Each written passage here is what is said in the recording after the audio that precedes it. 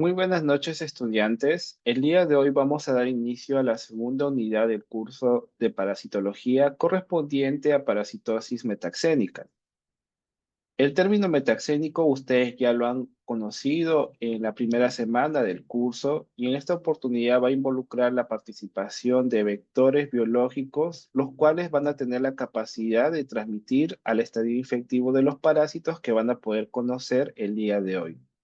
Ejemplos importantes a mencionar, uno de ellos creo yo que también lo recordarán en este momento, tenemos al causante de la enfermedad de Chagas producido por Trypanosoma cruzi. Y aquí en la parte superior del lado izquierdo logran observar al vector justamente de este parásito, teniendo en esta oportunidad diversos triatominos, sean del género Triatoma, Rhonius o Pastrongylus. Sin embargo, es bueno mencionar de que la transmisión no se va a dar de forma directa por la picadura del vector. El vector claramente va a tomar sangre, pero el estadio infectivo del parásito va a ser eliminado a través de las heces justamente de este insecto. En el lado derecho tenemos también un parásito de importancia médica correspondiente a Plasmodium, al menos el que se está representando en esta imagen corresponde al gametocito de Plasmodium falciparum. Y también a los trofozoitos. Recuerden que los parásitos, al menos que van a poder conocer el día de hoy, sea Trypanosoma, Leishmanias, pertenecen al grupo de los protozoarios, al igual que el causante de la malaria, que en esta oportunidad corresponden a las especies del género Plasmodium.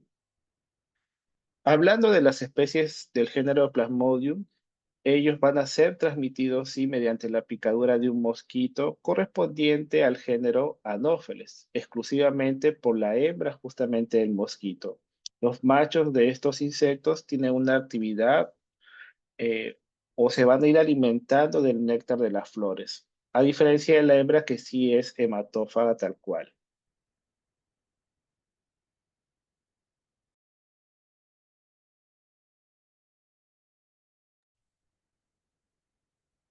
Entonces, como hemos mencionado al hablar de una enfermedad metaxénica, es bueno recordar de que se va a tratar de aquellas parasitosis que van a ser transmitidos por un vector, sean insectos o arácnidos, porque también las garrapatas pueden actuar como vectores biológicos, pero al menos en la clase del día de hoy corresponden exclusivamente al grupo de los insectos.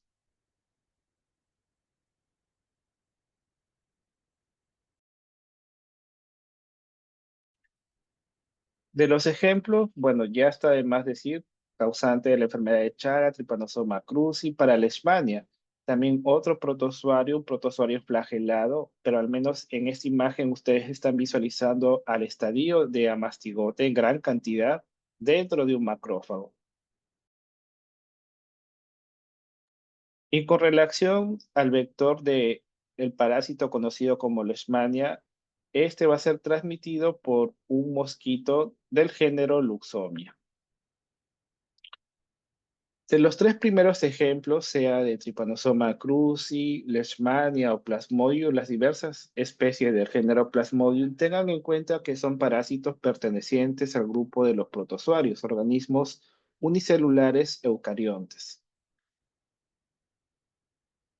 Pero al hablar de enfermedades metaxénicas, no solamente va a ser exclusivo de los protozoarios, también hay algunos organismos multicelulares que pueden ser transmitidos por vectores, dentro de ellos nemátodos, justamente el grupo de las filarias. Un representante importante del grupo de las filarias correspondería a Buchereria bancroft, pero aquí en Perú ya más adelante ustedes van a conocer a Manzonella osardi.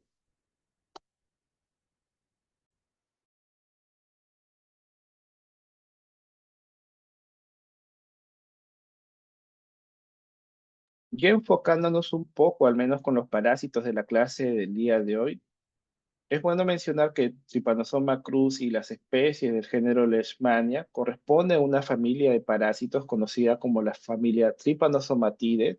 Ellos son protozoarios flagelados, van a presentar un ciclo heteroxeno.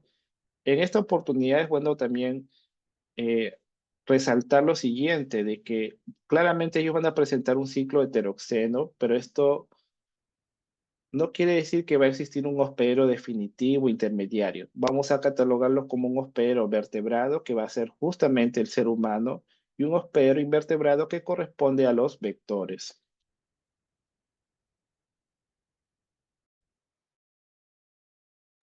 Asimismo, los tripanosomatidio's, sea Trypanosoma cruzi y Leishmania, ellos son catalogados como parásitos pleomórficos. Esto quiere decir de que van a ir presentando diversos estadios a lo largo de su ciclo biológico.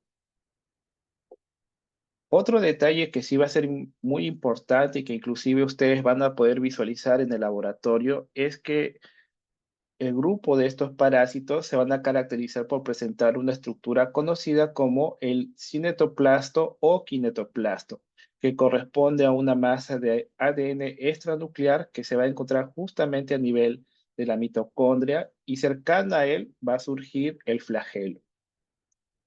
Y con relación a la reproducción, únicamente van a presentar una reproducción del tipo asexual.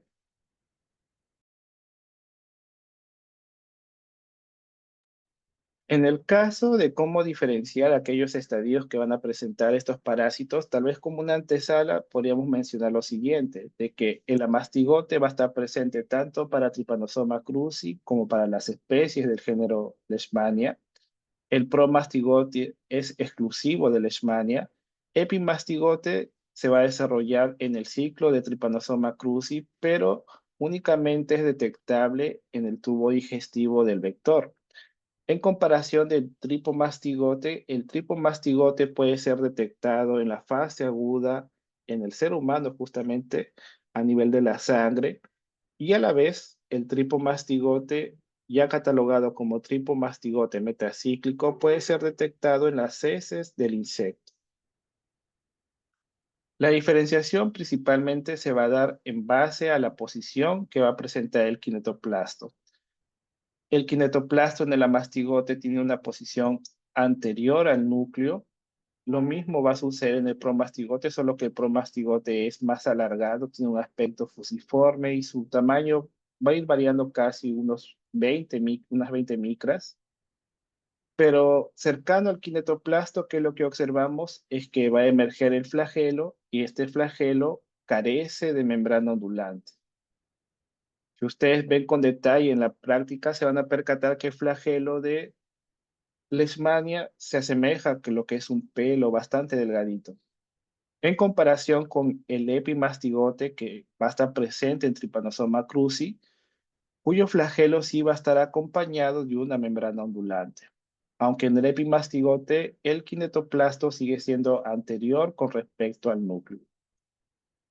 Y en el último caso, ya hablando del tripomastigote, ¿qué es lo que va a suceder con el kinetoplasto? El kinetoplasto prácticamente cambió de posición, va a presentar ahora una posición posterior con relación al núcleo y cercano al kinetoplasto emerge el flagelo acompañado también de una membrana ondulante.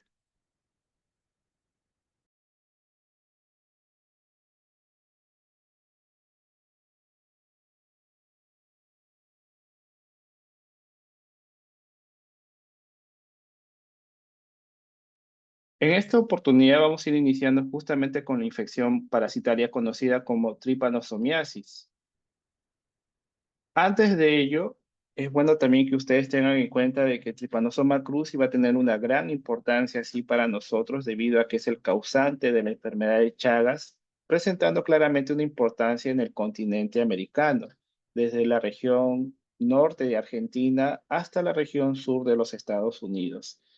Y en esta oportunidad, Trypanosoma cruzi es transmitido por diversos triatominos, sean del género Pastrongyrus, Rhonius o Triatoma.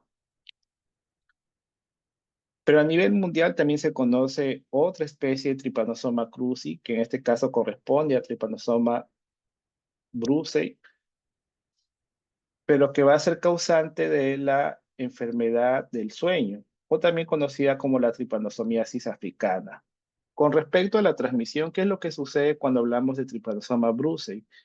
Va a ser transmitida así por un vector biológico, pero es distante de los triatominos. Corresponde a una mosca hematófaga conocida como la mosca tsetse del género Glossina.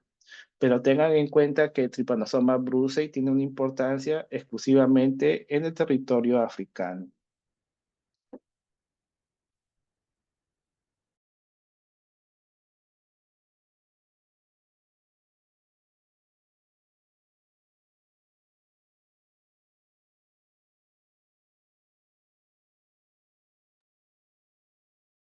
Y entrando a fondo con la tripanosomiasis americana, recuerden que va a ser causada justamente por Trypanosoma cruzi.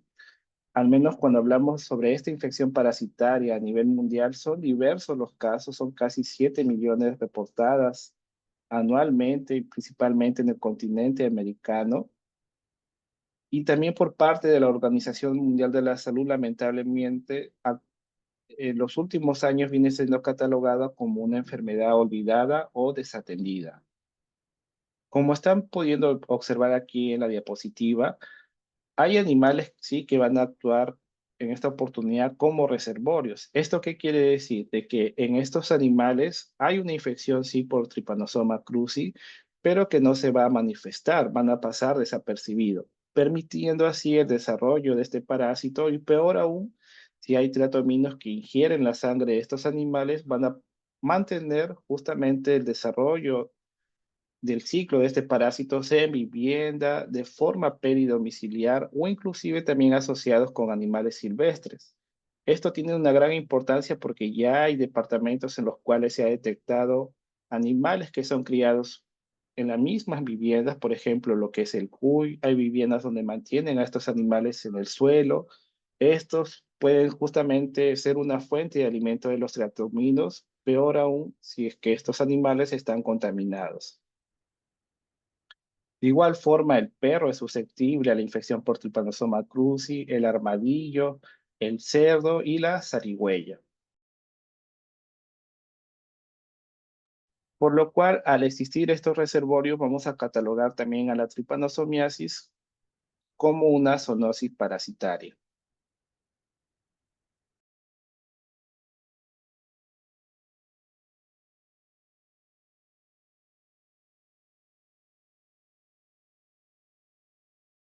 Con relación al descubrimiento, este parásito fue descubierto el 14 de abril de 1909 en Brasil, en el estado de Minas Gerais, por parte del doctor Carlos Chagas. Él recientemente se había formado en medicina, había acabado sus estudios. Él viajó al estado de Minas Gerais para combatir la malaria, justamente evitar la transmisión de este parásito, pero de forma accidental terminó encontrando Trypanosoma cruzi.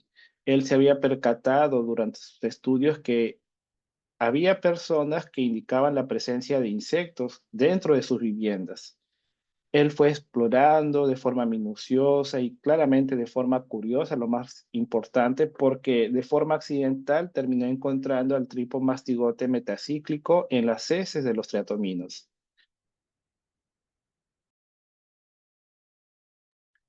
Pero él no solo se quedó en ese aspecto, él lo fue asociando con algunos brotes relacionados con tripanosomiasis en fase aguda y más aún en la población infantil, que es lo que le permitió detectar el primer caso de tripanosomiasis americana, correspondiente a una niña de 2 años, y que con los posteriores años le fue haciendo un seguimiento, ver qué lesiones podría presentar, más aún haciendo la diferenciación de lo que es la fase aguda con la fase crónica.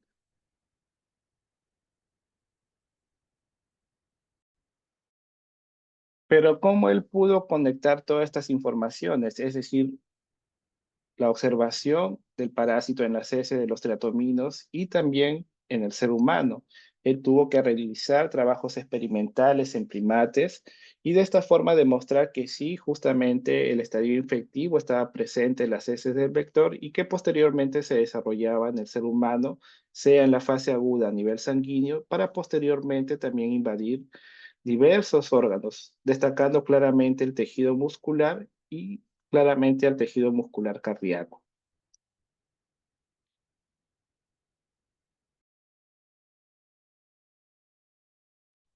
Sin embargo, viendo aquí unos puntos históricos cuando hablamos de la tripanosomiasis, como hemos mencionado, en 1909 es que se realizó el descubrimiento de este parásito. En 1919 se dio el primer reporte aquí en nuestro territorio, en Madre de Dios, por medio del doctor Edmundo Escomel, que hizo diversos estudios no solo con Trypanosoma cruzi, sino también con Leishmania. Asimismo, se fue determinando las manifestaciones que eran importantes para poder ir diferenciando justamente sea la fase aguda de la fase crónica de esta parasitosis. Y ya en lo que corresponde a 1960, debido a que ya se conocía claramente cómo es que era transmitido este parásito y principalmente cuáles eran las regiones mayormente afectadas con tripanosomiasis, se pudo establecer medidas de prevención que por medio justamente de la fumigación se buscaba eliminar la presencia del vector en lo que fue Brasil, parte de Perú y de igual forma en Brasil. Debido a estas medidas, sí, claramente se logró dar o mantener un control frente a la presencia de los vectores, disminuir los casos. Sin embargo, se han mantenido algunas zonas endémicas en lo que es Perú, Bolivia y también en Brasil. Y también podríamos mencionar en esta oportunidad regiones de Argentina, la región norte de Argentina.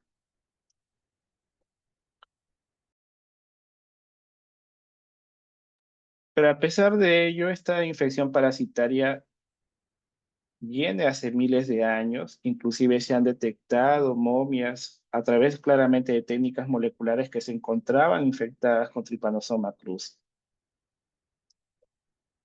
Sean regiones de Chile, Perú y también de igual forma en Brasil.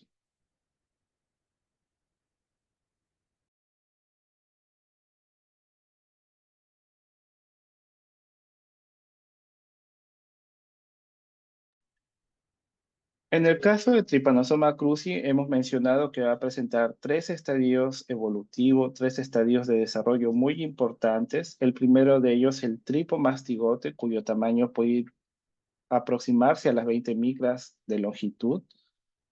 ¿Y dónde podríamos nosotros detectar la presencia del tripomastigote? Como ha sido indicado, este puede ser detectado en la fase aguda de la infección, pero también tengan en cuenta que se va a desarrollar en el tubo digestivo del vector, en la porción final del tubo digestivo del vector, siendo catalogado al menos en base a esa localización como tripomastigote metacíclico. Con respecto al epimastigote, este estadio únicamente nosotros lo vamos a detectar a nivel del tubo digestivo del triatomino, es la forma de multiplicación, de replicación de este parásito en el vector. Pero también en algunas oportunidades se puede presentar lo siguiente, de que nosotros colectamos la sangre de un paciente del cual sospechamos que tiene infección por Trypanosoma cruzi. Si nosotros hacemos un cultivo en un medio bifásico acompañado de sangre, en este medio lo que va a suceder es que el tripomastigote que está presente en la sangre se va a transformar en epimastigote y es lo que nosotros observaríamos después de haber realizado el cultivo de este parásito. Pero sí tengan en claro de que el epimastigote no se detecta en el ser humano. Únicamente ese resultado después de haber realizado la muestra de sangre de una persona del cual se sospecha que tiene la infección parasitaria.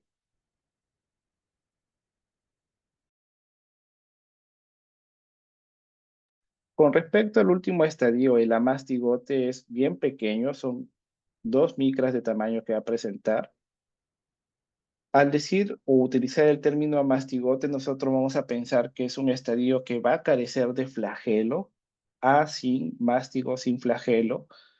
Sin embargo, por medio de estudios de microscopía electrónica se ha podido visualizar que sí presenta un flagelo, solo que es bastante pequeño, está interiorizado.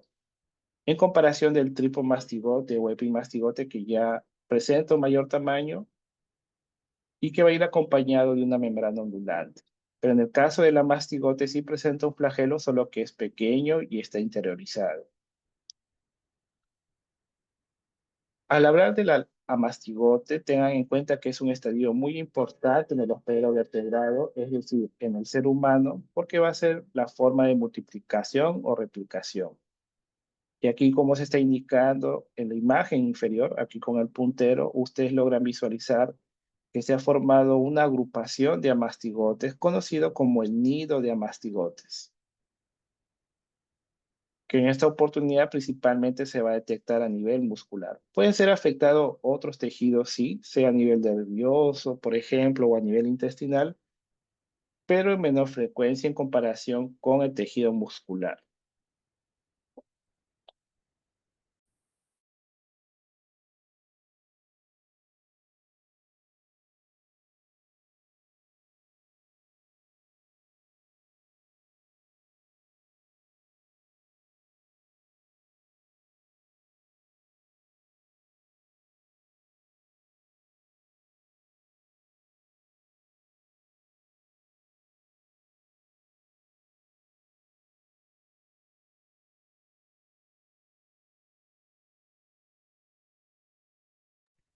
Con respecto a la transmisión, o ya hablando específicamente del desarrollo del Trypanosoma cruzi, ¿cómo es que el parásito ingresa a nuestro organismo? Va a ingresar bajo el estadio de tripomastigote metacíclico. Pero como ha sido indicado previamente, este parásito no va a ingresar mediante la picadura durante el proceso hematofágico del vector, sino de lo que se va a presentar es lo siguiente. El vector sí va a tomar sangre. Recuerden que los triatominos son hematófagos, tanto los estadios adultos como los estadios ninfales, sean la hembra o el macho. Ellos toman la sangre, pero su abdomen se ensancha completamente, adquiere el aspecto así esférico o ovalado, y debido a ello, a que está bien lleno a nivel intestinal, defeca al momento. Y a través de sus heces es que va a eliminar al estadio infectivo del Trypanosoma cruzi, catalogado como tripomastigote metacíclico.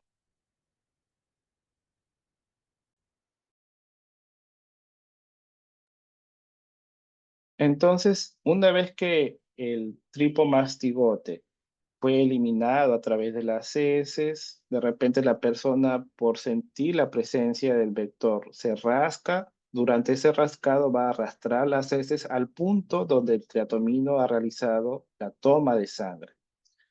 Hay una herida claramente, y esa herida va a ser la puerta de entrada para el tripomastigote metacíclico. Una vez que se estableció el contacto del tripomastigote con células del hospedero vertebrado, esto va a permitir la invasión de estas células, dentro de ellas claramente a los macrófagos.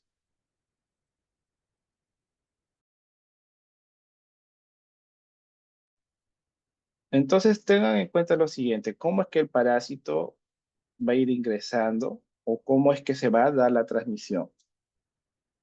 Aquí hay una representación de una mujer que está durmiendo. Recuerden que los triatominos realizan principalmente la toma de la sangre durante la noche. Entonces la persona durante ese horario está descansando, está durmiendo. Ahí los triatominos se aprovechan de esta situación para poder realizar la toma de la sangre. Como ven aquí en la imagen intermedia, el triatomino, lo que se está señalando con el puntero, está en ayunas, está bastante delgado, casi plano, pero su abdomen poco a poco se va ensanchando, adquiriendo un aspecto esferoidal. Y como ven aquí en la imagen, lo que se está señalando con el puntero, la reacción del triatomino al estar tan lleno es defecar al momento. Y si se percatan, esta defecación lo hace cerca justamente del punto donde el triatomino está haciendo la toma de sangre. Y la persona, debido a la incomodidad por el vector, justamente lo que va a hacer o va a reaccionar es, en esta oportunidad, mediante rascado. Va a sentir algo extraño de repente en su brazo, en su cara. Su reacción en este caso corresponde justamente a rascarse el área que está siendo afectada. Y durante el rascado va a permitir arrastrar las heces al punto donde el triatomino ha hecho la toma de la sangre, por lo cual el mecanismo de transmisión va a estar relacionado sí con la picadura, pero principalmente por el contacto con las heces del vector. A través de estudios también se ha podido detectar que el estadio infectivo se puede encontrar en la orina de este insecto, pero en menor frecuencia.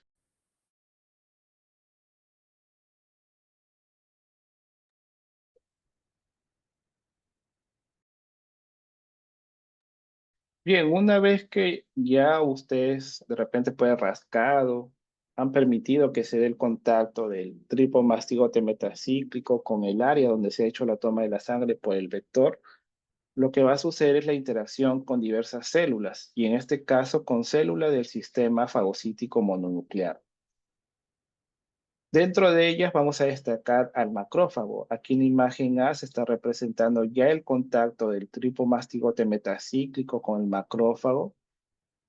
Lo que va a buscar el macrófago es destruir al parásito. Entonces lo va a englobar, se va a formar un fagosoma que posteriormente tiene que fusionarse con los lisosomas, permitiendo así la formación del fagolisosoma. La idea es que mediante la formación del fagolisosoma el parásito sea destruido. Pero el parásito va a ir transformarse, va a cambiar a otro estadio para poder evadir esta destrucción. Entonces, de tripomastigote, una vez que ya había sido interiorizado con la formación de ese fagolisosoma, el tripomastigote se va a transformar en amastigote, escapa de su destrucción. Y el amastigote, recuerden que es el estadio de multiplicación o replicación en el hospedero vertebrado, claramente considerando al ser humano en esta oportunidad. Ya el amastigote se multiplicó, hay una gran cantidad de amastigote en el citoplasma del macrófago, pero este parásito necesita salir del macrófago. Solo tengan en cuenta de que para salir del macrófago no lo va a hacer bajo la forma de amastigote, sino que lo va a hacer bajo la forma de tripomastigote. Entonces, de amastigote nuevamente va a pasar ahora a un tripomastigote de mayor tamaño, con la presencia de un flagelo. Debido a los movimientos bruscos con el flagelo, va a permitir la ruptura de la membrana del macrófago, liberando así en esta oportunidad al tripomastigote. Y este tripomastigote va a alcanzar la circulación sanguínea, pasando ahora a ser catalogado como tripomastigote sanguíneo. Y alcanzando la circulación, esto va a permitir una distribución a diversas regiones, destacando claramente el tejido muscular.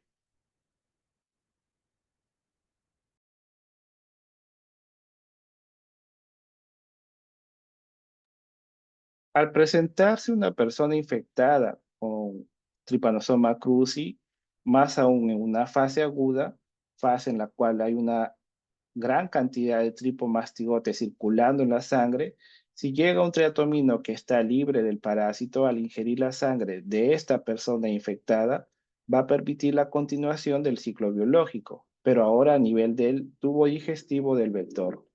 Entonces el parásito ingresa al tubo digestivo como tripomastigote sanguíneo, pasa por una fase intermediaria conocida como esferomastigote, pero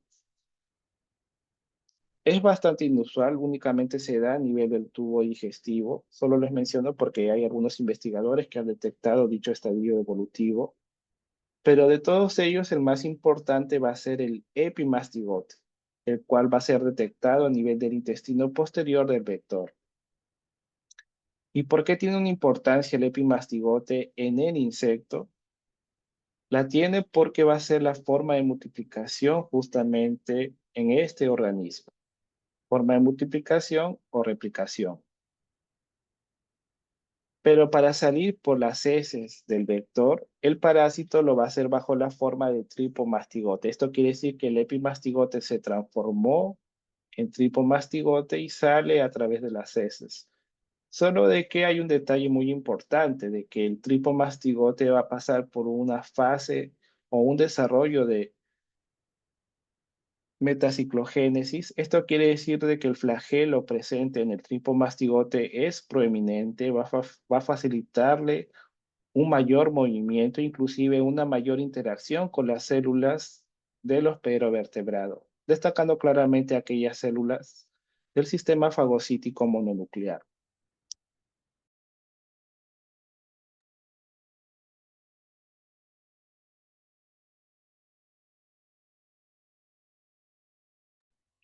Sobre los mecanismos de transmisión, ustedes han podido observar que claramente hay una gran importancia de los vectores, por lo cual vamos a destacar aquí la transmisión vectorial, pero tengan en cuenta que hay otros mecanismos de transmisión asociados con la tripanosomiasis. Dentro de ellas tenemos la transfusión sanguínea, a veces tiene que hacerse justamente una evaluación de las sangres que son colectadas o se presentan en los bancos de sangre. A nivel de trasplantes de órganos, de igual forma, hay algunos estadios que se pueden quedar justamente manteniendo en esta oportunidad los nidos de amastigotes en el receptor, más aún por el tratamiento, puede permitir la reactivación del parásito. Accidentes de laboratorio de igual forma, si no manipulamos correctamente, más aún si se hacen experimentos en el laboratorio, es decir, se mantienen ratoncitos infectados con Trypanosoma cruzi, o tal vez la presencia tal cual del vector, ¿no? De los triatominos que pueden ser encontrados durante estudios epidemiológicos de diversos casos, porque durante la detección de una persona infectada con Trypanosoma cruzi, claramente ustedes tienen que hacer el tratamiento, el seguimiento posterior, principalmente si es que va a desarrollar o no las formas, sea a nivel cardíaco, digestivo, pero a pesar de ello también debe tomarse en cuenta cómo es que se dio la infección de la persona, cuál es el vector involucrado. Se tiene que ir a revisar estas viviendas, ver si hay justamente la presencia dentro de la casa de los tratominos, si de repente los tratominos están de forma peridomiciliar o en algunos casos asociados con ambientes silvestres. Por lo cual, después de la colecta de estos tratominos, si nosotros no manipulamos bien, podríamos sí adquirir de forma accidental la infección de Trypanosoma cruzi. Asimismo, también se han reportado casos vinculados con transmisión congénita y en los últimos años se viene dando una importancia a la transmisión oral ocasionada por este parásito, sea durante la lactancia o tal vez por la ingesta de alimentos contaminados con las heces del vector. En menor frecuencia, pero vienen siendo reportados algunos brotes asociados con tripanosomiasis en fase aguda, bastante severos.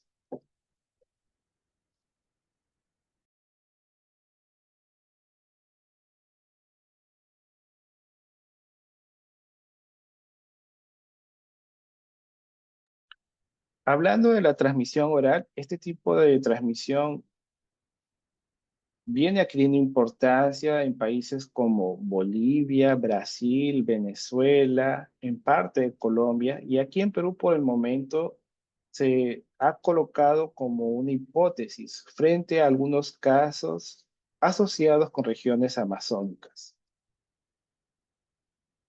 ¿Y qué es lo que va a suceder mediante la transmisión oral? Esto va a permitir un contacto directo del estadio infectivo a nivel de la mucosa de la boca. En otros países, como ha sido mencionado, uno de ellos, Brasil, ya hay reportes en los cuales sí se ha podido detectar o asociarlos tal cual con la ingesta de alimentos contaminados con las heces del vector. En Brasil, por ejemplo, ¿qué es lo que sucede? En esta área se consume con frecuencia una fruta conocida como el azaí. En diversas regiones de Brasil se consume el azaí. Pero ¿dónde es que crece este azaí? Crece en palmeras y estas palmeras pueden albergar triatominos. Y estos triatominos tal vez están consumiendo sangre, animales silvestres, están defecando y sus heces van a caer sobre las frutas. Y posteriormente hay personas que pueden colectar estas frutas y consumirlas. Y no se van a percatar que están contaminadas justamente con el parásito. Pero no solo sería un consumo directo tal cual del aceite. Ya se ha podido ver que hay un brote que estaba vinculado justamente con el consumo de aceite que era comercializado. Tal vez no era bastante, no seguían las normas sanitarias por lo cual se pudo determinar justamente la presencia del tripomastigote metacíclico en esta muestra de azaí.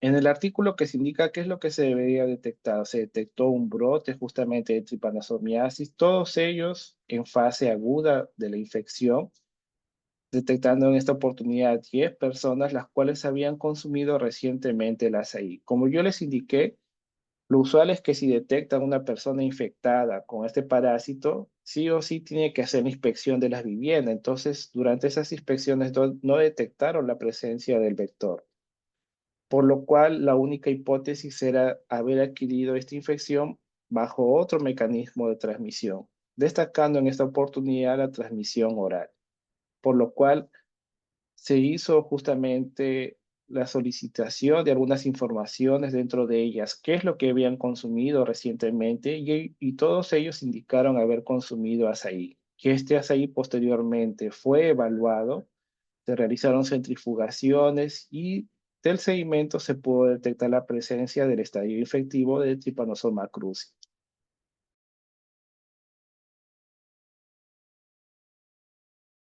Como les indiqué aquí en nuestro país, ¿qué es lo que sucede? También se han reportado algunos brotes de tripanosomiasis aguda, pero durante las inspecciones no han detectado la presencia del vector, o si lo han encontrado, este no se encontraba contaminado con Trypanosoma cruzi, por lo cual se está colocando como una hipótesis de que aquí en Perú también se puede estar dando la transmisión oral de este parásito asociado principalmente con la ingesta de bebidas fermentadas en las regiones amazónicas. Dentro de ellos tenemos el chapo, chapo de maduro, el aguaje y también podríamos destacar el consumo del jugo de la caña de azúcar, los cuales pueden estar contaminados con las heces del vector.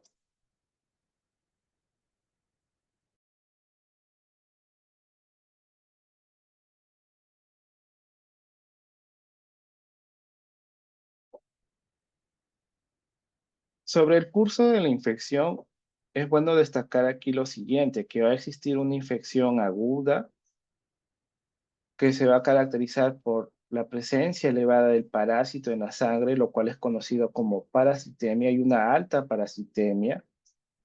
Pero el parásito sí o sí, debido a que va a estar presente a nivel sanguíneo, esto puede generar una respuesta por el sistema inmunológico, por lo cual el parásito va a buscar estrategias o va a desarrollar justamente algunas estrategias para poder evadir a la respuesta inmune, permitiendo así la formación de los nidos de amastigotes, los cuales se van a albergar a nivel muscular, pasando así como desapercibido, entre comillas, por parte del sistema inmunológico.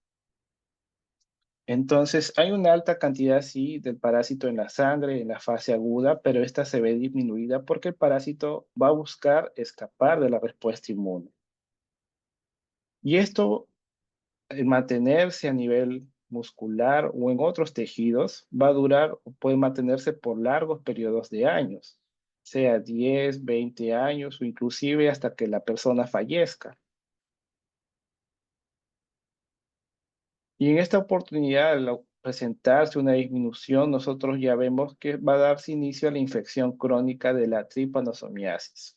Esta fase puede ser asintomática, pero ya con el pasar de los años, 20, 30 o más inclusive, se puede presentar una reactivación de la infección, es decir, de que el parásito que estaba formando nidos de mastigote puede reactivarse, permitiendo ahora el desarrollo de la forma cardíaca o digestiva. Y esto es dependiente del genotipo del parásito.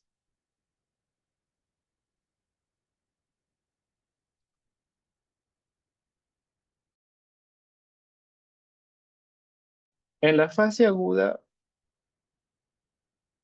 nosotros podríamos presentar un paciente, sea asintomático o sintomático. Esto claramente va a ser dependiente de la respuesta inmune del hospedero.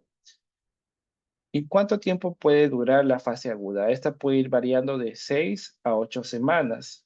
Es una fase muy importante porque hay una alta parasitemia. Esto quiere decir que el parásito puede ser detectado tranquilamente en la sangre, pero si de repente ya fue bajando esta parasitemia, esto debe ser complementado con las pruebas inmunológicas.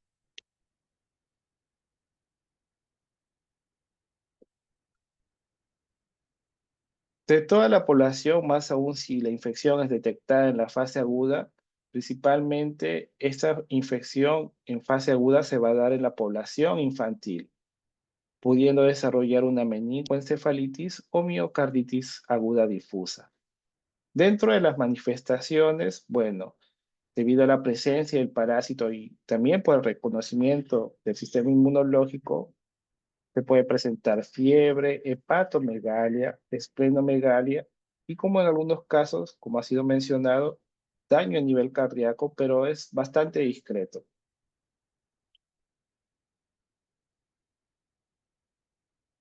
De todos los signos, hay dos que sí son muy importantes, que incluso ya nos pueden dar una sospecha que se trata de infección por Trypanosoma cruzi.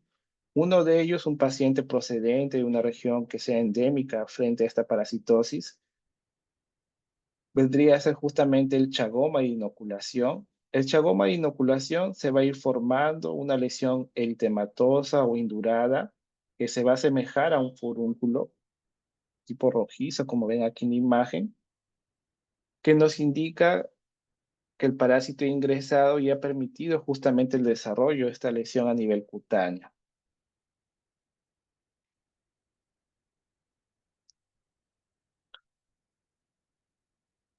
Otro signo también que termina siendo muy importante en la fase aguda es conocido como el signo de Romaña y en otros textos catalogado como el edema bipalpebral unilateral, como ven aquí en la imagen. ¿Y por qué se presentaría el signo de Romaña? Se va a presentar porque la persona, quién sabe, ha sido picada por el vector en el rostro y su reacción, más aún estando dormida, es despertarse, tratar de botar al insecto, rascarse el área afectada. Claramente va a arrastrar las heces al punto donde ha hecho la toma de la sangre, pero aparte de ello, también lo que puede favorecerse es el contacto de las heces con la conjuntiva. Y esto va a permitir justamente el desarrollo del edema bipalpebral unilateral, generalmente unilateral.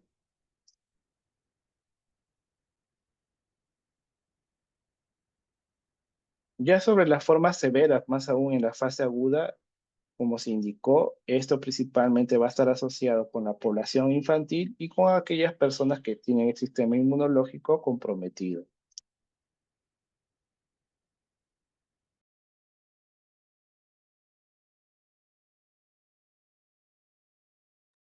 Sobre la fase crónica, hemos mencionado que puede presentarse una fase asintomática y con el decorrer de los años presentar las formas cardíacas o digestivas. Entonces, en la fase crónica asintomática, esto se va a ir dando a partir de la octava o décima semana de la infección. Y como se indicó previamente, esto puede perdurar por largos periodos, sea 10, 20 años, la persona presenta un estado normal de salud, pero si se le hacen algunas pruebas de laboratorio, dentro de ellas el frotis sanguíneo, la gota gruesa, se le podría así detectar la presencia del tipo mastigote en este tipo de muestra. Así como también daría positivo a las pruebas inmunológicas. Sobre el daño, como ha sido mencionado, aún no se presentaría tal cual un daño a nivel cardíaco o si se da, sería bastante discreto.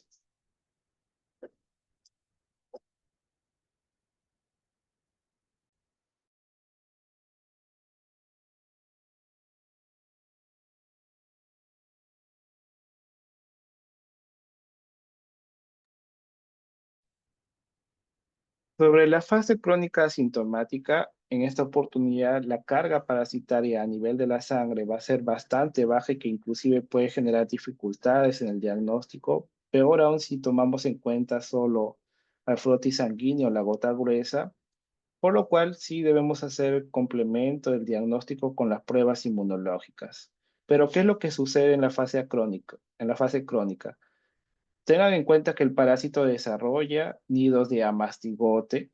Estos se quedan a nivel del tejido, principalmente a nivel del tejido muscular, pero se pueden reactivar. Entonces, más aún si el parásito está albergando nido o ha formado nidos de amastigotes a nivel del corazón, va a generar una reactivación, una reacción inflamatoria, permitiendo ahora una cardiopatía conocida como cardiopatía chagásica, el cual se va a caracterizar por arritmia o insuficiencia cardíaca y también puede estar acompañado de aneurismas ventriculares.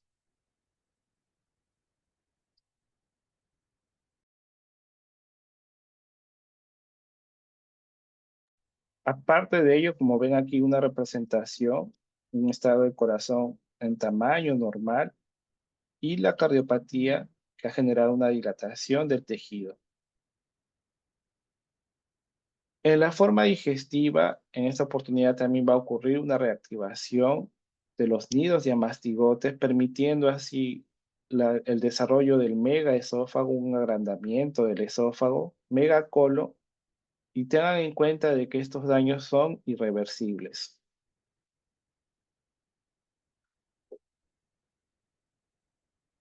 En la forma congénita, esto puede ocurrir en cualquier momento de la gestación, puede causar sí abortos, partos prematuros o también natimortalidad.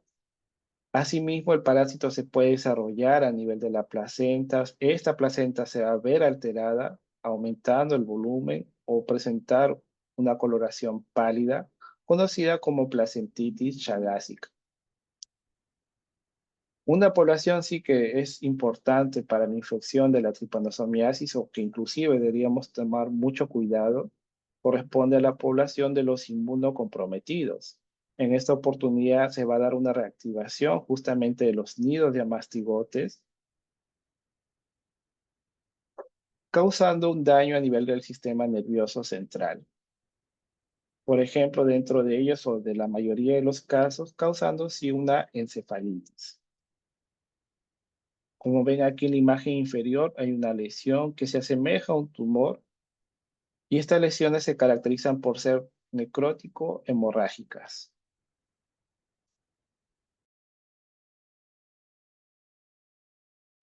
Sobre la presentación clínica causada justamente por Trypanosoma cruzi, tengan en cuenta que esto es dependiente del genotipo. Al menos aquí en nuestro país se han detectado tres genotipos. El TC1 que tiene una importancia o al menos está asociada con una transmisión intradomiciliar, mientras que el TC2 y TS4 se mantienen en las zonas, sea en la región oriental o norte de nuestro país. Y como se indicó, este genotipo puede ser causante tal vez solo de forma exclusiva de daño a nivel cardíaco o de las formas digestivas o inclusive ambos. Esto va a ir variando según el genotipo.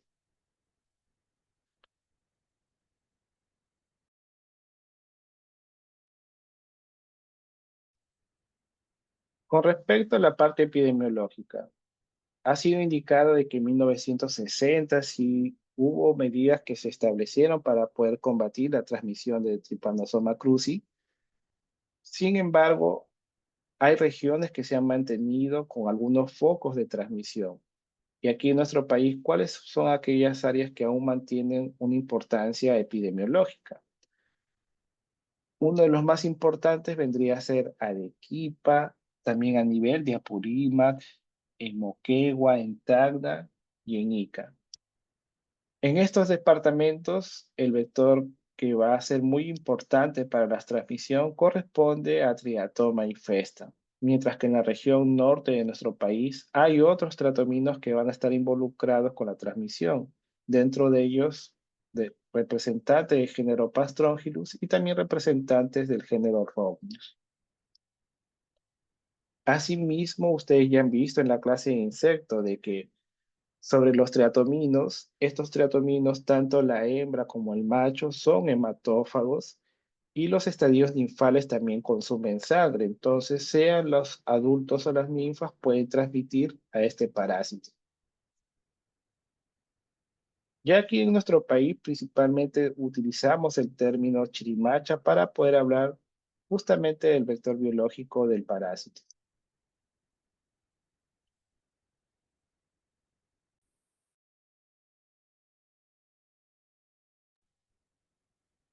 Sobre la transmisión también se mencionó de que se puede dar dentro de la vivienda, más aún este tipo de viviendas que ven en la imagen del lado izquierdo, que son construidas de adobe, presentan grietas. Estas grietas son favorables para la formación de los nidos de los triatominos.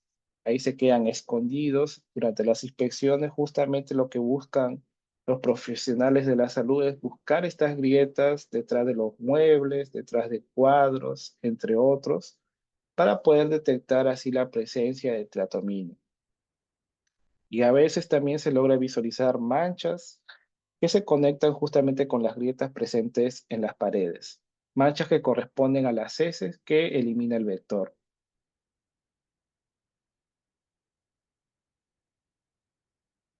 Aparte de hacer esta inspección dentro de la vivienda, también tiene que realizarse de forma peridomiciliar, que inclusive tendría una importancia más aún si la persona se dedica a la crianza de animales.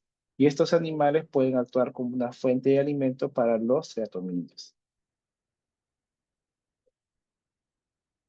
En el área silvestre ya se torna mucho más complejo hacer el estudio justamente del vector. Como se ve aquí en la imagen, tenemos una palmera, las hojas se van desprendiendo poco a poco. ¿Y qué hacen las personas en las regiones amazónicas? Aprovechan las hojas de estas palmeras para poder construir sus viviendas. Y ellos desconocen o no se percatan de que al transportar estas hojas de palmera, en ellas también puede haber presencia de los triatominos, peor aún si están infectados. Y lo otro, también como se indicó, hay algunas frutas que pueden ser obtenidas de este tipo de árboles, como el azaí, los cuales se pueden encontrar contaminados con las heces del vector.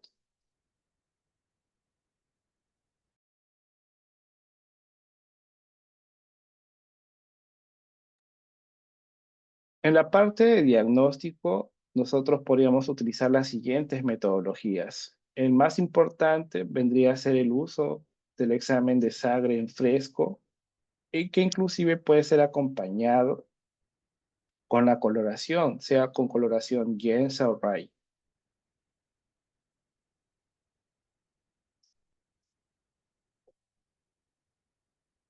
En el examen en fresco, ustedes observarían en movimiento al tripomastigote sanguíneo,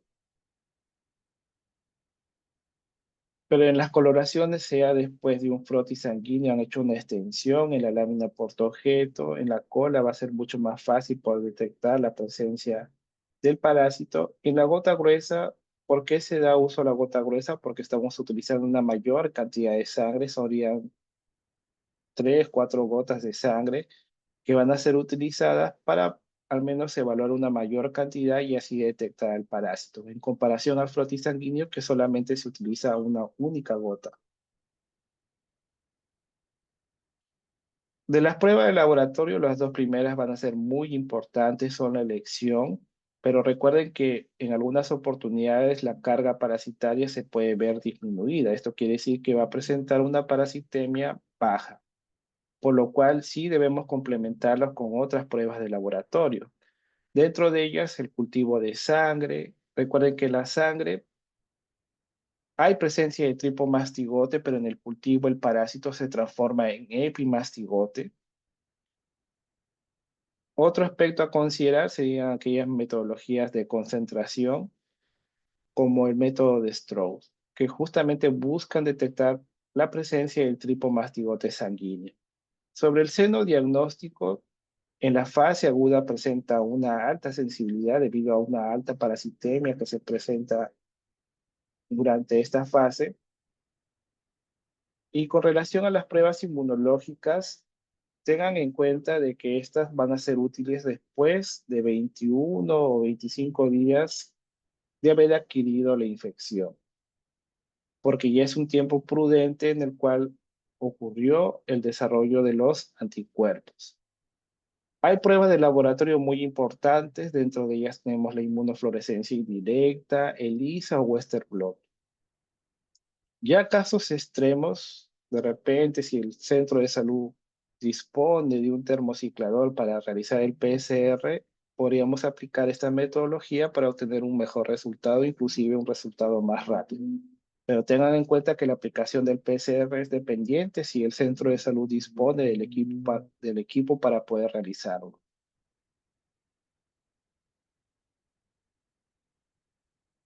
Con respecto al seno diagnóstico, aquí en la imagen ustedes están observando en qué consiste este seno diagnóstico. Ven una cajita de madera pequeñita de casi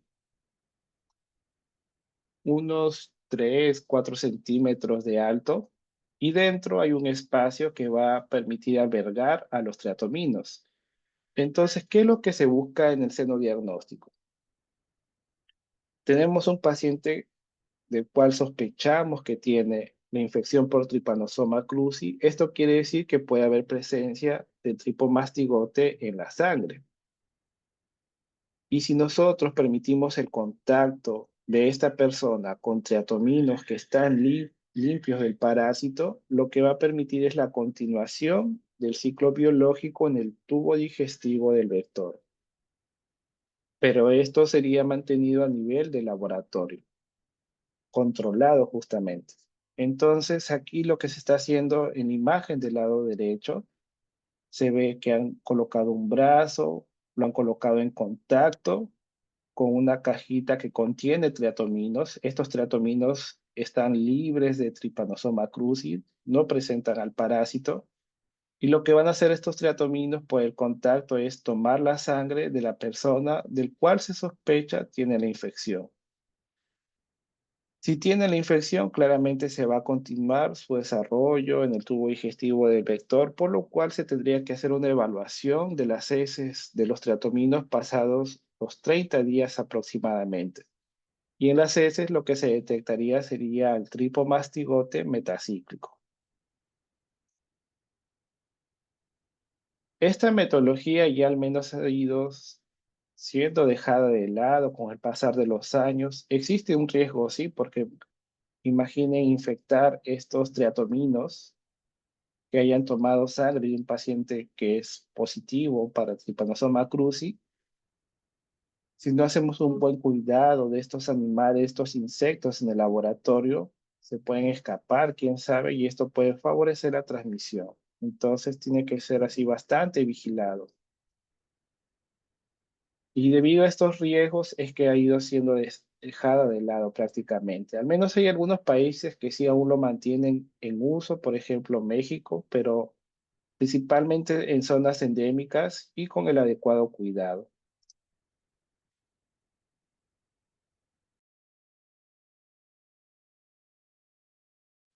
En la fase crónica y sintomática, recuerden de que la parasitemia es baja, es extremadamente baja. A pesar de que es extremadamente baja, el seno diagnóstico nos puede dar unos resultados, solo que en menor proporción cuando comparado con la fase aguda de tripanosomiasis, por lo cual el seno diagnóstico presenta una menor sensibilidad en esta fase de la infección.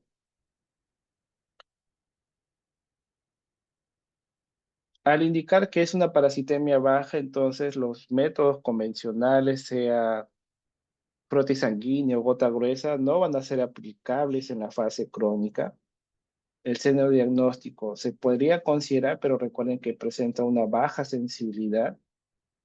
Y el PCR sí nos daría buenos resultados desde que se disponga de los equipos para poder realizarlo.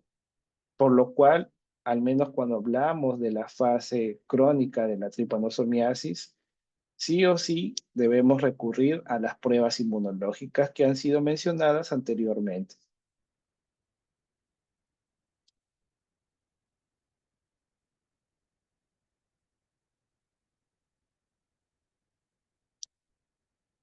Con respecto al tratamiento, es bastante complejo porque recuerden que hay un estadio que va a ser detectado en la sangre, pero con el pasar de la infección, el parásito se va a ir escondiendo a nivel tisular, a nivel muscular, justamente. Esto hace de que el tratamiento sea ineficaz, al menos si lo consideramos de una forma parcial,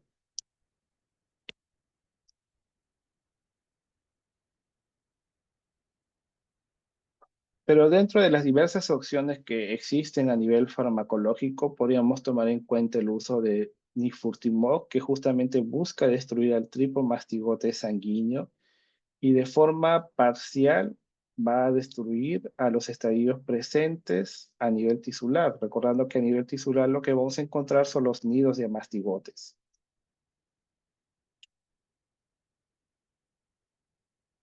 Y otra opción vendría a ser el benzonidazol, pero que solamente tiene un efecto sobre el tripomastigote sanguíneo.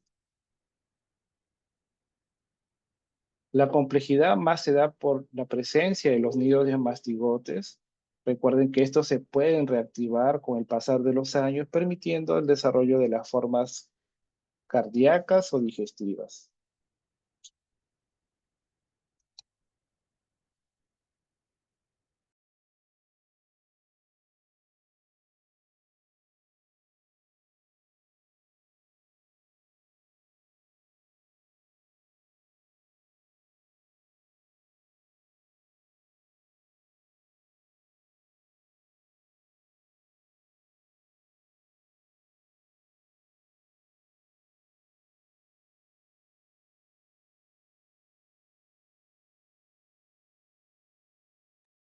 Bien, con respecto a la leishmaniasis, ¿qué es lo que nosotros deberíamos saber con respecto a esta infección parasitaria?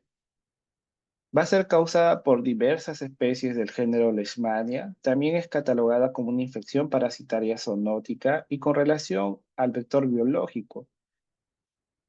A nivel mundial se conocen dos vectores del género Luxomia y Phlebotomus, solo que para nosotros, hablando justamente del continente americano, tiene una importancia el insecto del género Luxomia. Y sobre las formas clínicas se va a presentar la leishmaniosis tegumental americana y también la leishmaniosis visceral, hablando justamente del continente americano. Sobre la parte tegumental, nosotros podríamos hacer diferenciación de la leishmaniosis cutánea, cutánea difusa o mucocutánea. Bien, lesiones ulcerativas, como se indica aquí en el puntero, o ya lesiones que han dañado a nivel de la mucosa. Entonces, se están presentando lesiones destructivas que inclusive pueden destruir el cartílago. Con relación a la leishmaniosis visceral, también conocida como Kala-Azar, claramente es causada por una especie de Leishmania, pero aquí en el continente americano está asociada con una única especie, Leishmania infantum. Inclusive el vector suele ser específico, Luxomia longipalpus. Pero tengan en cuenta que la leishmaniosis visceral solo es reportada principalmente en Brasil. Ahí es donde tiene una gran importancia epidemiológica. Aquí en Perú por el momento no han sido reportados casos. Y sobre la leishmaniosis visceral, también hay una importancia de los animales, dentro de ellos el perro, un animal doméstico que por el contacto con el ser humano, peor aún si está infectado. Y también hay presencia de vectores del género Luxomia, puede favorecer la transmisión a la población humana.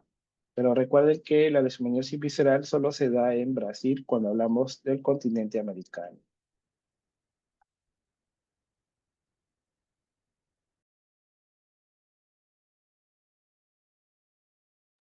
Como ha sido mencionado, hay diversas especies del género Leishmania. Las que se encuentran aquí en rojo corresponden a aquellas especies que han sido detectadas por pruebas moleculares en nuestro territorio. Leishmania brasiliensis, guyanensis, panamensis, shawi, lainzoni, peruviana, que tiene una gran importancia, Leishmania peruviana por causar la leishmaniosis cutánea en la región andina de nuestro país. Y también podríamos indicar la presencia de Leishmania colombiensis. Cada una de ellas, quién sabe, solo estaría asociada con la forma cutánea o leishmaniosis cutánea y mucocutánea.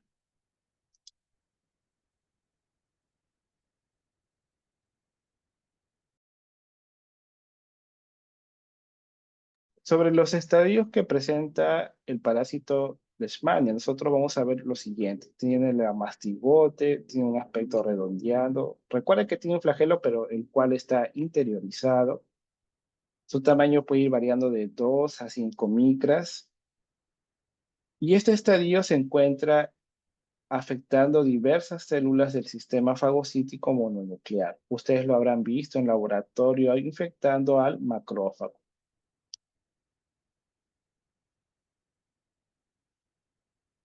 El segundo estadio que va a presentar Leishmania corresponde al promastigote, que inclusive tiene una gran importancia por ser el estadio infectivo. Tiene un aspecto alargado de 10 a 15 micras de longitud, pero tengan en cuenta que el promastigote se va a detectar en el tubo digestivo del vector. Sin embargo, la formación claramente se va a ir dando a nivel del tubo digestivo, en la pared intestinal, pero posterior a ello, una vez que se ha formado el promastigote, este va a subir a la región anterior del tubo digestivo, lo va a tamponar y va a favorecer de que el luxomia regurgite y regurgite justamente al estadio infectivo de este parásito.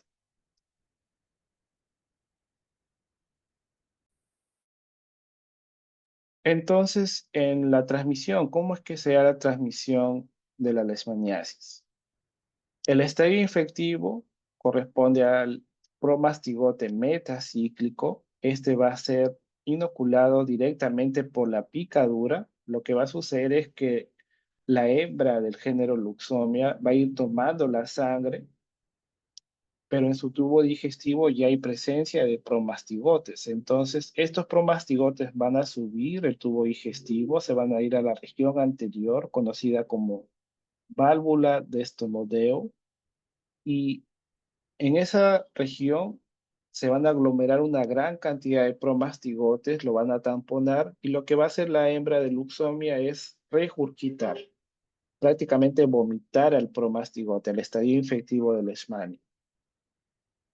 A regurgitar, esto va a favorecer justamente el contacto con células que se encuentren presentes debido a la lesión producida por la picadura de este vector, dentro de ellas los macrófagos, y esta interacción va a permitir que el promastigote sea fagocitado, se interiorice. Pero recuerden que estos parásitos buscan estrategias para poder evadir la acción o su destrucción en esta oportunidad, por lo cual va a ingresar como promastigote, pero se va a transformar en amastigote. Y el amastigote va a ser la forma también de multiplicación en el hospedero vertebrado. Para salir, al menos en esta oportunidad, se va a mantener bajo el estadio de amastigote y el amastigote tiene la capacidad de invadir otras células. Para que se dé la continuación del ciclo biológico, eh, el vector, la hembra de Luxomia, va a tomar la sangre, presenta piezas bucales bastante cortas, y al ingerir la sangre también va a ingerir macrófagos contaminados con los amastigotes del Leishmania. Ya a nivel del tubo digestivo, el amastigote se transforma en promastigote en gran cantidad, taponan la región anterior del tubo digestivo del vector para posteriormente ser regurgitados. Pero en este caso, recuerden que el estadio infectivo corresponde al promastigote metacíclico. No hay eliminación del parásito por las heces del vector. Aquí se da directamente por la picadura.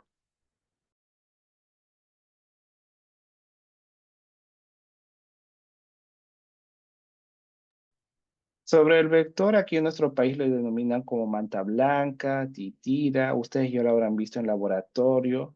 Presenta una alta pilosidad tanto a nivel del tórax como de la cabeza y las alas. Presenta una metamorfosis completa pasando por estadios de huevo, larva, pupa y los estadios adultos. Estos estadios adultos en la vegetación principalmente se van a detectar en las partes huecas de los árboles. Y sobre el horario de la picadura, al menos en esta oportunidad, principalmente se da después de las 5 o 6 de la tarde.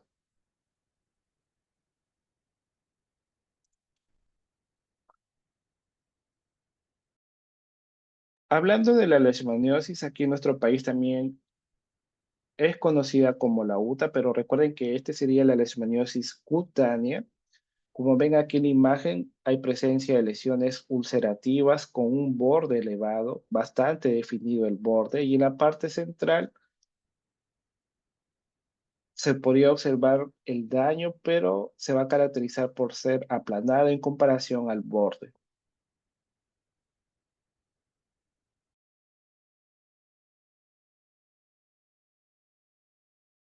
Estas lesiones ulcerativas pueden ser únicas, pueden aparecer lesiones ulcerativas secundarias o satélites bastante cercanas a la principal o múltiples, como se está indicando aquí en la imagen intermedia.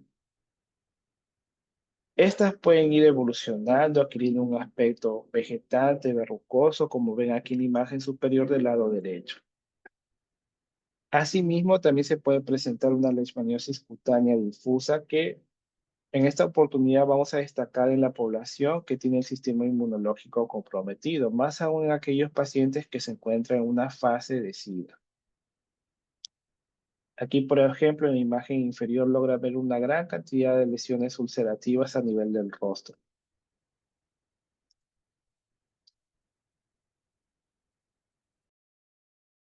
Sobre la evolución de esta lesión, al inicio tiene un aspecto nodular o papular, como está viendo aquí en la imagen, una pequeña elevación. Ya en la parte interna de este nódulo está ocurriendo una infiltración celular, dentro de ellas macrófagos que pueden estar contaminados con los amastigotes, por lo cual el número del parásito se va a ver elevado en este tipo de estadio de la lesión, estadio nodular o papular. Posteriormente ya sea la formación a la úlcera, se va a ir permitiendo también la formación del borde, bastante característico de las lesiones que van a causarse en la leishmaniasis, pero el número de parásitos aún se mantiene elevado. Con el pasar o el curso de la infección, vamos a ver de que va a aumentar la lesión ulcerativa, se da la formación de los bordes elevados y también pueden surgir lesiones secundarias o satélites, como se indica aquí en la imagen.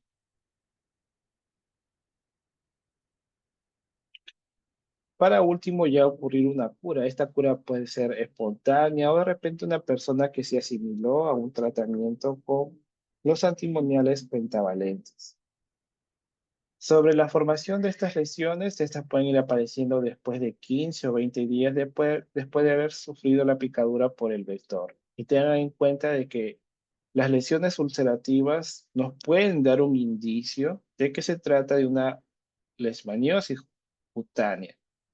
No es único porque recuerden que hay otras infecciones que pueden ser causantes también de lesiones ulcerativas. Entonces tendría que establecer un diagnóstico diferencial.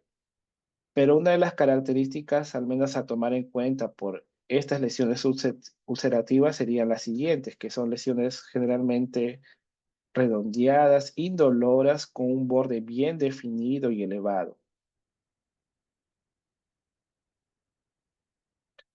Con respecto a la leishmaniasis cutánea difusa, también conocida como leploide, en esa oportunidad ustedes ven en las imágenes que hay lesiones del tipo nodular, no son ulcerativas, pero dentro de estos nódulos hay una gran cantidad de amastigotes y se obtiene justamente el infiltrado, se hace un aspirado de estos nódulos, ustedes podrían detectar la presencia de los amastigotes. Sobre esta forma de leishmaniosis principalmente afecta a las extremidades, como están viendo aquí en la imagen, sea a nivel de las extremidades inferiores o a nivel de los brazos, pero también se destaca el desarrollo de las lesiones a nivel dorsal o abdominal.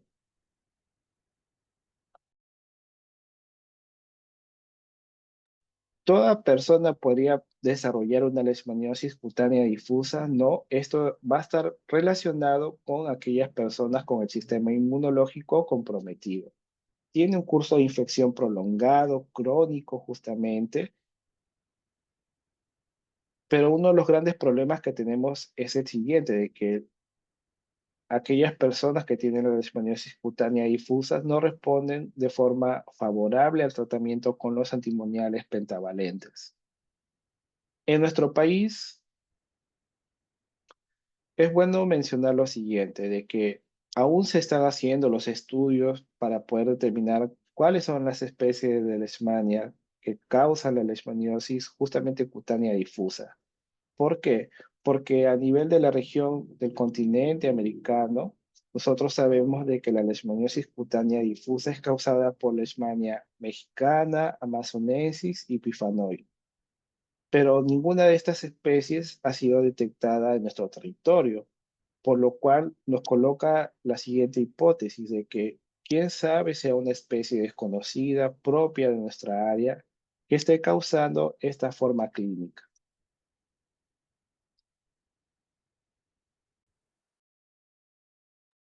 Con respecto a la leishmaniosis mucocutánea, también conocida como espundia, ustedes observan claramente la presencia de lesiones, pero son lesiones que dañan a nivel de la mucosa, que inclusive pueden causar la destrucción del cartílago. Como ven aquí en la imagen, se ve una perforación del septo. Este tipo de leishmaniosis tiene también un curso lento, crónico, que a veces se puede dar porque es una persona que hace años tuvo una leishmaniosis cutánea de tipo ulcerativa. Presentó una cura, puede haber sido una cura espontánea o recibió un tratamiento, solo que no culminó adecuadamente el tratamiento y con el pasar de los años puede reactivarse la infección y ya desarrollar una leishmaniosis mucocutánea, permitiendo así lesiones a futuro, lesiones de tipo destructivas que van a involucrar tanto daño a nivel de la mucosa como del cartílago. Como se indica, principalmente va a afectar a nivel de la nariz, de la faringe, la boca y laringe. Y esto claramente va a tener una repercusión. Va a haber una dificultad a respirar, al hablar y también al alimentarse. Más aún presentando lesiones expuestas, estas son favorables al desarrollo de infecciones secundarias.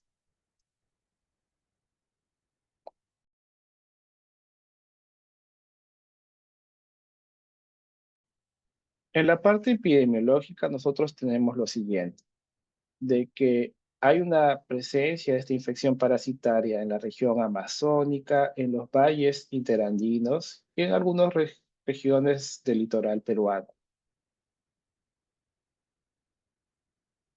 Pero al presentar lo que es la leishmaniosis cutánea o mucocutánea, la que es más prevalente corresponde a la leishmaniosis cutánea. La leishmaniosis mucocutánea es casi el 10% de todos los casos que se presentan anualmente en nuestro país. ¿Quién sabe estos datos no sean los reales o los que se presentan o que tendríamos realmente en nuestro país? ¿Por qué? Porque tengan en cuenta que en la leishmaniosis mucocutánea hay una desfiguración justamente a nivel de la nariz, de la boca, y ya las personas no quieren salir, no quieren ir al centro de salud y terminan escapándose estos datos de justamente lo que se presenta en la parte epidemiológica.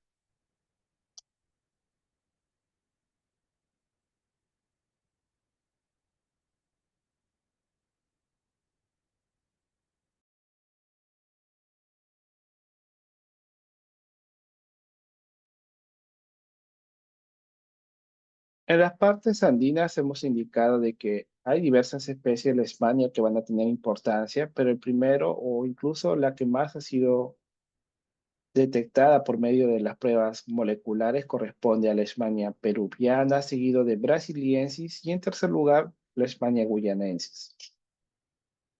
Aún manteniéndonos en la región andina, la transmisión se puede dar a nivel intra o peridomiciliar, afectando claramente o tal vez el número de reportes mayormente se asocian con la población joven, aquellos que tienen menos de 20 años, y causa lesiones no metastásicas. Esto quiere decir de que no se van a diseminar. Eh, no puede presentarse tal vez a futuro lesiones que pueden llegar a nivel de la nariz o de la boca o desarrollar lo que es conocido como la leishmaniosis mucocutánea.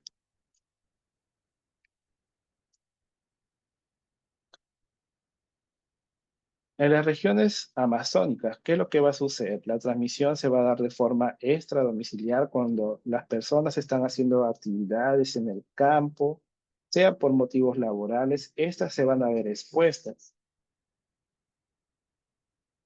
Y según los datos epidemiológicos, principalmente suele afectar a las personas adultas mayores. Y sí va a desarrollar lesiones metastásicas que justamente van a involucrar un daño a nivel de las mucosas.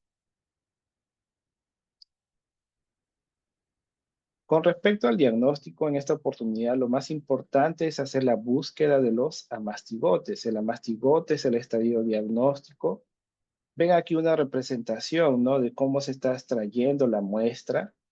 Ven una lesión ulcerativa con el borde definido, elevado, y lo que ustedes tienen que hacer es un raspado del borde o obtener un aspirado justamente a partir de este borde. ¿Por qué?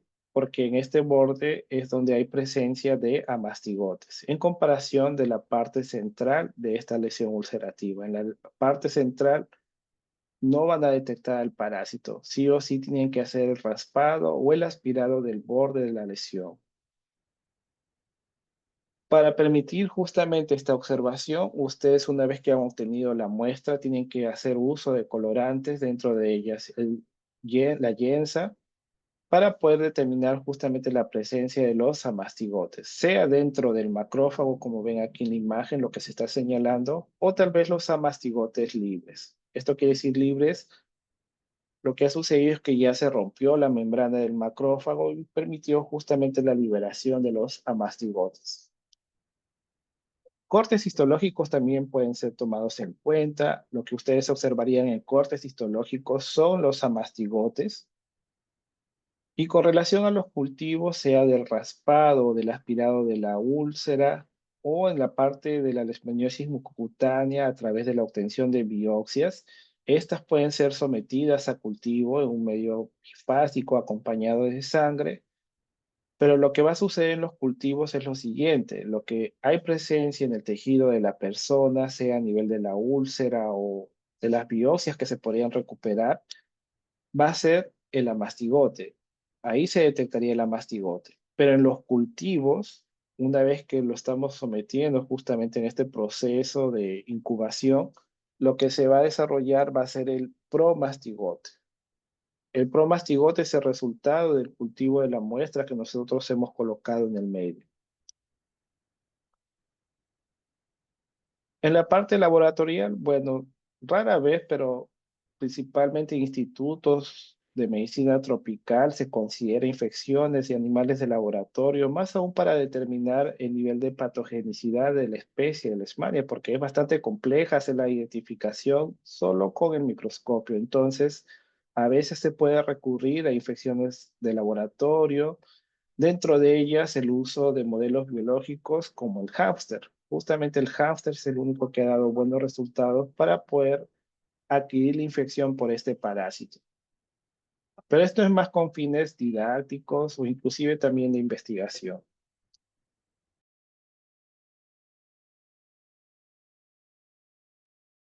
Por último, el PCR también es bastante sensible, específico de igual forma. Y lo otro es que nos puede permitir determinar a qué especie corresponde la infección que está presentando la persona, sea Leishmania peruviana, colombiana, guyanense, entre otras. En comparación de la observación de microscopio que únicamente lo dejamos como Leishmania SP.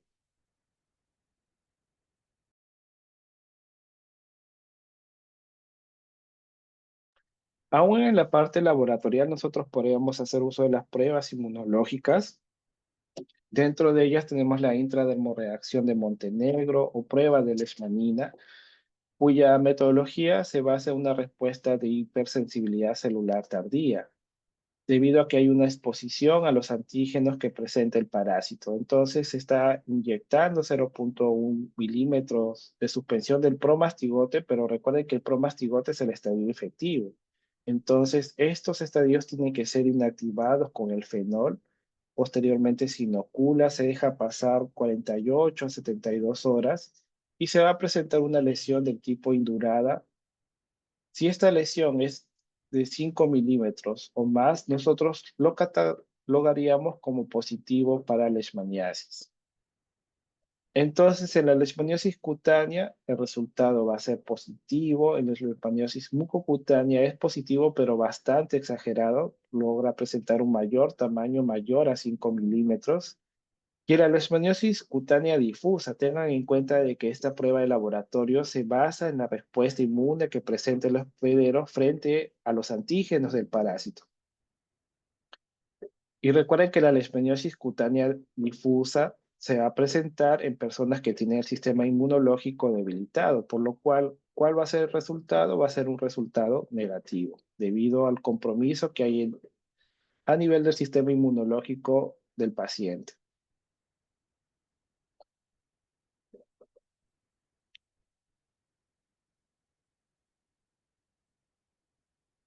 Como otras posibilidades, incluso a veces como control de calidad por parte del Instituto Nacional de Salud, se hace uso de las pruebas inmunológicas, dentro de ellas la inmunofluorescencia indirecta y también ELISA. Y ya con relación al tratamiento, lamentablemente aún se mantiene el uso de los antimoniales pentavalentes. Estos, con el pasar de los años, ¿qué es lo que se ha podido ver? Que puede sí tener un efecto, al menos para poder eliminar al parásito, pero uno de los mayores problemas que se presenta es que es en esta oportunidad los efectos adversos que podría desencadenar en la persona, principalmente a nivel hepático.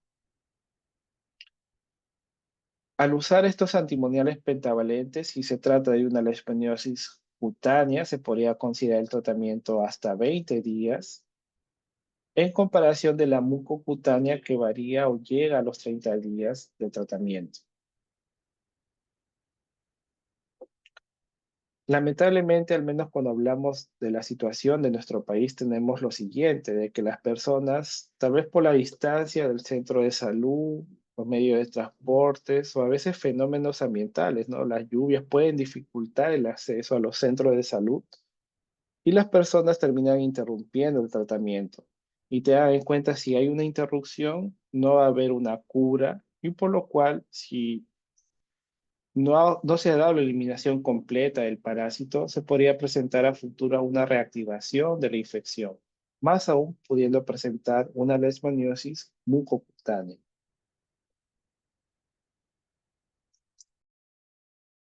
Como alternativa, ya al menos en los últimos años se vienen colocando diversas propuestas, dentro de ellas la anfotericina B, pero lamentablemente no es distribuido ampliamente en nuestro país.